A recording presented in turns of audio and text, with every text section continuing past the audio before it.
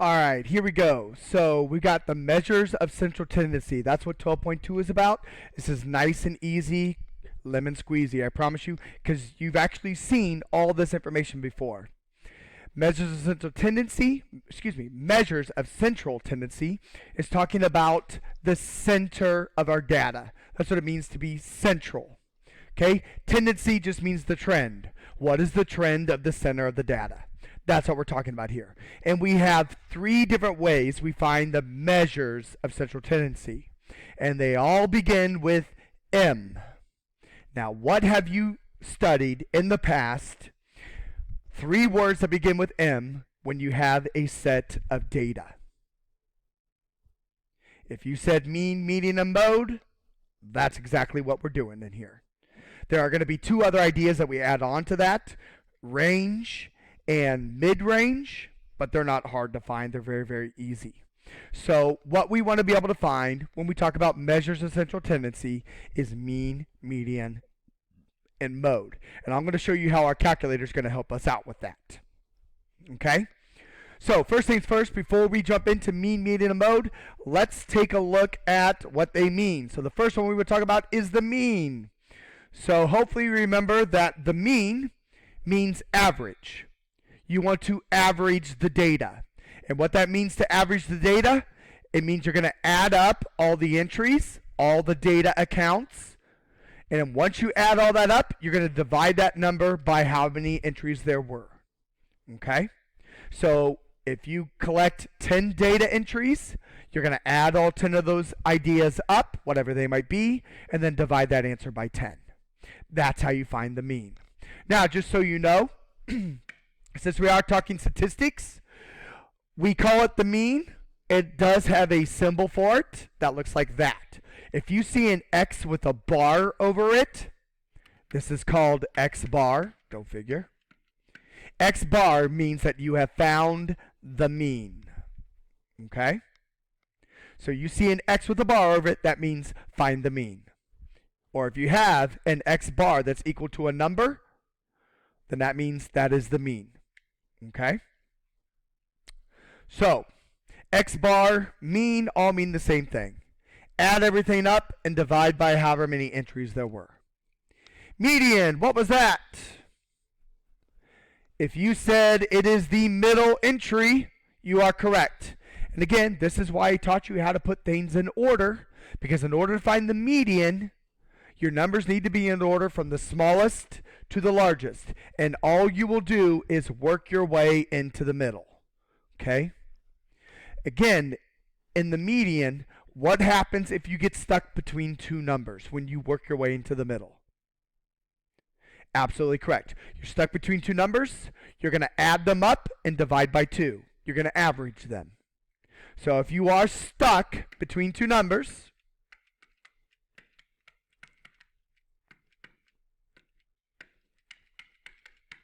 all you got to do is add them up.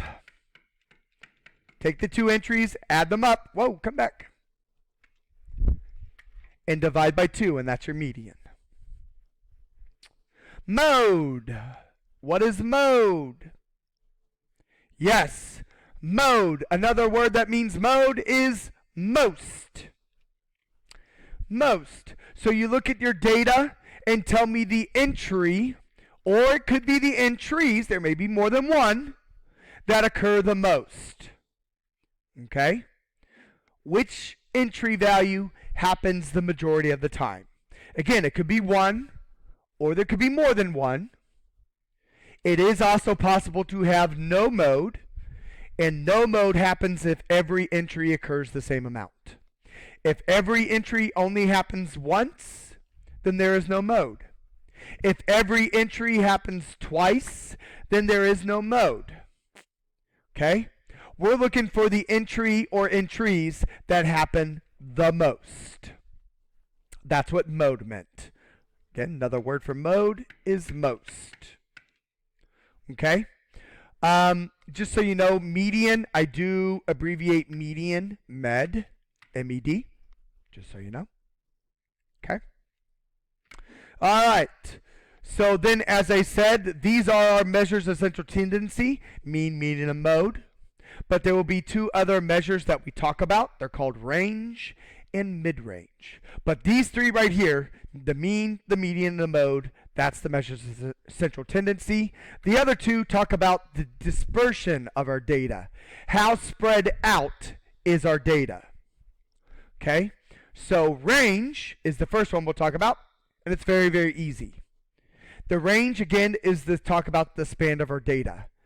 How wide is our data? How many numbers exist between the smallest point and the largest point?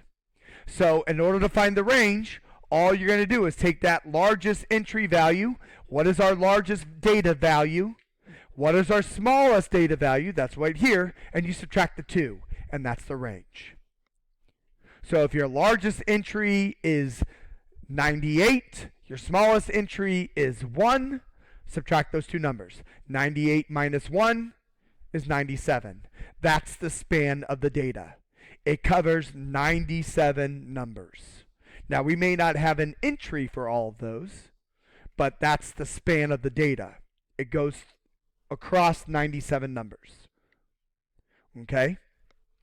So the range is all about how long our data is, the span of it. Mid-range is how many numbers are covered from the smallest to the median. That's what we're talking about. It's the span to the middle of the data. So all you're going to do to find the mid-range is not add. Yes, add. Sorry, I messed that up. Up here I had a minus. It should be adding. Almost messed that up. So up here, it shouldn't be subtracting the 2, but you're going to add the 2 and then divide by 2. So to find the mid-range, you'll take the largest data entry, add it with the smallest data entry, and then take that answer and divide by 2. And that will tell you how many numbers span to the middle, the mid-range. Okay? Take the largest data entry plus the smallest data entry, take that answer and divide by 2, and that's your mid-range. And again, that will tell you how much the span to the middle is. All right. So, all that we're doing in 12.2 is finding all 5 of those pieces of information. That's it. So let's take a look at some examples. So I'm going to jump us well, nope, not yet. Let's take a look at this information. So we got these data values here. I want to find the mean, the median, the mode, the range, and the mid-range. Okay? So, first things first. Take this data, and what I would do is I would put it in order. Okay? Take this data and put it in order. So, if we look up here, just like what we did last time, let's find our smallest entry, 1.6. No one's smaller, so I got 1.6 first. Cross it off. Who's my next smallest entry? Looks like I got 2.7. Oh, I got 2.5s down here. So we'll cross those off. There are 2 of them. 2.5, comma 2.5. And then we got that 2.7 coming back in. Okay, and then after that, our next smallest entry looks like the 3.2. Cross that off. And then we got 3.6 down here. That's done. Then we got a 3.8. And then after that, looks like we got 2 4.2s.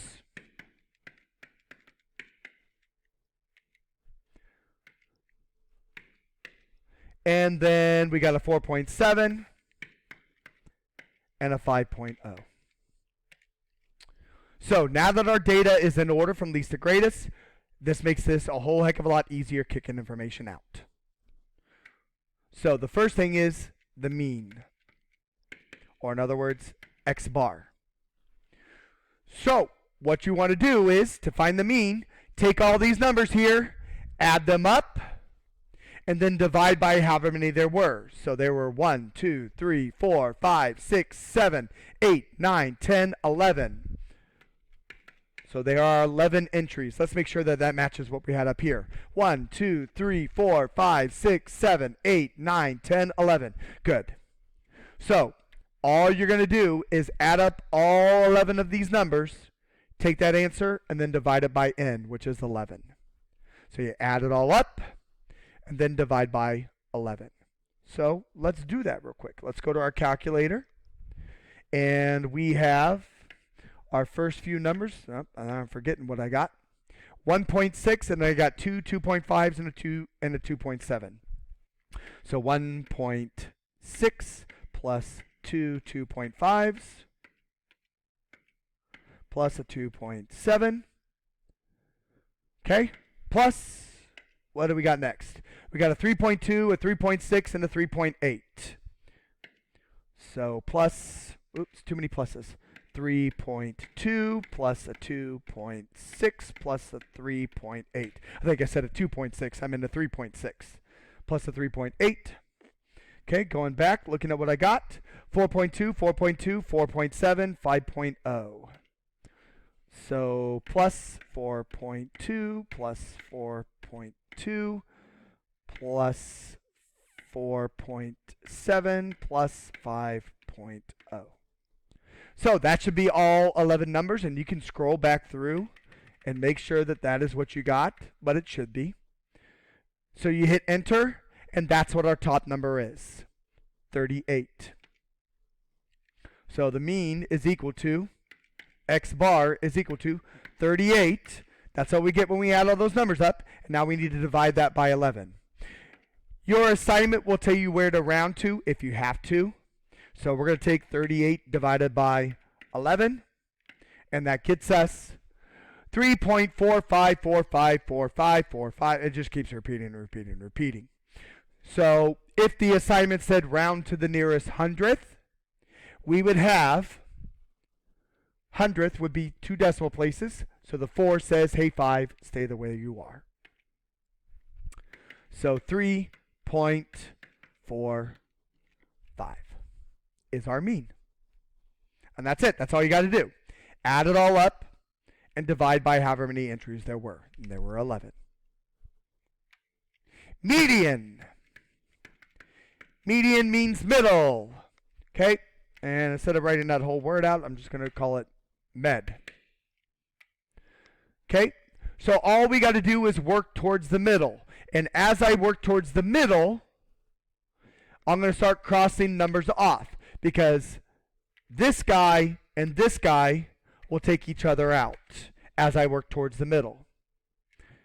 This one and this one take each other out as I work towards the middle. Usually what I'm doing is I'm using my 2 fingers. So I'm putting a finger on the 4.7 and the 2.5, and I'm hopping from one number to the next. Although you just can't see my finger touch the 2.5.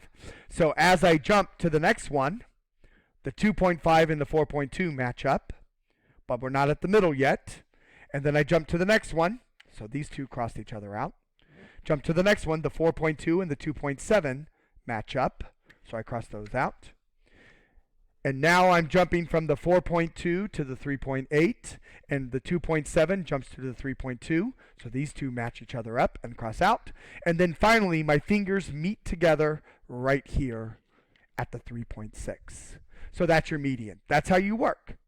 You start at each of the ends. So I started at 1.6, I started at 5.0, and I started jumping my way until my fingers met in the middle, which they met in the middle at 3.6.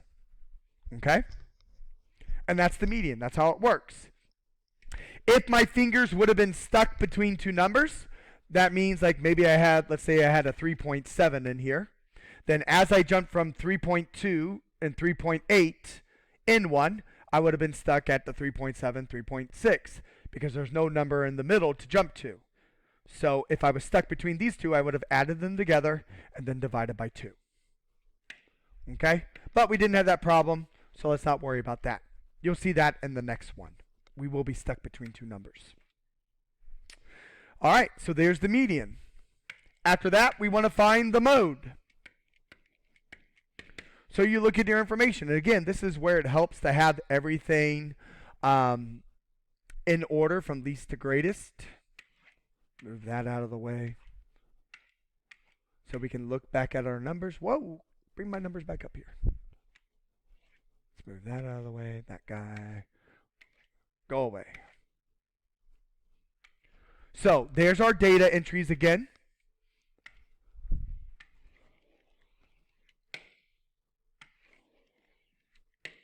There we go. Okay.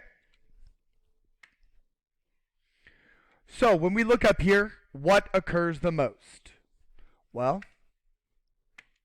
I've got 2.5s happening twice up here. I also have 4.2s happening twice up here. Does anybody happen more than twice? No. So because these two happen the same amount, our mode is both of these. Because these are the entries that happen the most. Like I said, it is possible to have more than one mode. So our mode is 3.2 and 4.2. Because these are the two entries that happen the most. Okay? If I didn't have the extra 2.5 up here and the extra 4.2 up here, if I looked across all my data entries, oh, everybody happens the same amount. In that case, this would have been a no mode. If I would have had, put my 2.5 back up here, my 4.5 or 4.2 back up here, if I would have had an extra 4.2 in here, then 4.2 would have became the mode because it is the only entry that happens the most. It happens 3 times. Okay? So the 2.5 wouldn't have mattered anymore. Again, mode means most. Which one happens the most? If there's a tie for it, then you write them both down. Okay? So there's that. And now we're going to focus in on the other two weird ones that are not central tendencies. So these right here are your measures of central tendency, the mean, the median, and mode. But then we got these other two that are range and mid-range that we want to find as well too. Range and mid-range. So to find range, again, this is great why our information is in order from largest to smallest. To find range, all we got to do is take the largest entry minus the smallest entry. So 50 minus 1.6. So just go to your handy dandy calculator. Sorry, I said 50. That means 0.5 minus 1.6. And there's your range, which is 3.4. Let me make this 5.0, not 50. That was my fault. I said 50, but it should have been 5.0. The mid-range, take your largest and smallest value entries and add them. And then divide that answer by 2. That's how you find the mid-range. So let's go back to our handy-dandy calculator. Take 5.0. Oops. 5.0 plus 1.6. So we're going to take 6.6 and divide it by 2. And you get 3.3. Oops, wrong thing. So our mid-range is 3.3. And there you go. That's what we're looking for in 12.2. They're just going to ask each one of these questions separately. So like one question will say, find the mean of this. Another one will say, find the median, find the mode, find the range, find the mid-range. And that's how you do it. That's all you got to do right there. Okay? So I want to take us back to that beginning data set. And I want to show you what the calculator can do for us. So you saw how we found it by hand, but let me show you how the calculator can help us out. Because our calculator can find the mean. Our calculator can find the median. Our calculator cannot find mode, but it can help us if our numbers are in order. Our calculator can give us all the information we need to find range. And mid-range. It won't calculate the range for you. It won't calculate the mid-range, but it will give you the information you need to find it. The only thing, like I said, our calculator won't be able to help us out with is the mode. But our calculator will help us out with all these other pieces. It can find the median. It can find your mean. It can give us the information to find the range, and it gives us the information to find the mid-range. So let's talk about how we can do that. Again, just like what we did in 12.1, all this information right here needs to go into stat.